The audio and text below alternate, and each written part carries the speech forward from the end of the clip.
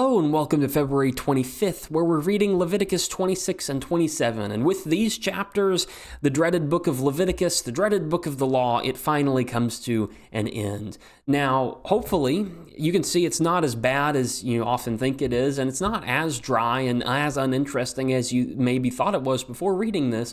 But it was admittedly difficult to get through, and so it's good that it's behind us, and now we're moving into Numbers. Of course, these chapters cover very simple topics. It's a simple exhortation to full obedience, and then, some specific laws on reclaiming different lost property, different people, being able to redeem people and property from lost situations where they've been sold, where they've been gotten rid of, or whatever.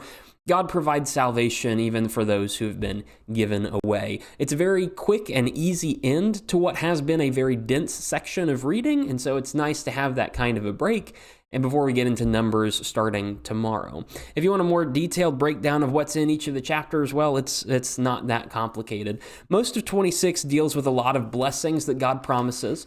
He promises blessings if you obey him and if you follow his law, and he promises curses if you don't obey him and if you go against his law. And so it's pretty simple, right? You have two options. You can go with God or against God, and that one's up to you. Chapter 27 is also pretty simple. It talks about a lot of redemption stuff. There's a process by which the temple makes money, or the tabernacle makes some funds so that God has some money to use so that his people are provided for, his priests, those who are working for him, priests and Levites.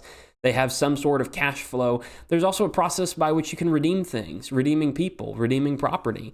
Those are going to be returned. The slaves are freed in the year of Jubilee. Property is returned in the year of Jubilee, but there are also ways you can do it before that. You can buy back property. You can buy back people and provide for them in that way. And so God here at the end of everything, at the end of this list of commandments, provides some laws for how you redeem people and save them from a bad situation. That's what God is about. That's really what Leviticus is about, is taking people in a bad situation and redeeming them and making them something good so that they can do something worthwhile for God. That's how the book ends, and that's what we have to look forward to as we finish out that book and we move on towards Numbers tomorrow. So if you're interested in further notes on those chapters, head over to the written page. They're all there. And if not, I'll see you tomorrow, February 26th, where we'll be reading Numbers 1 and 2.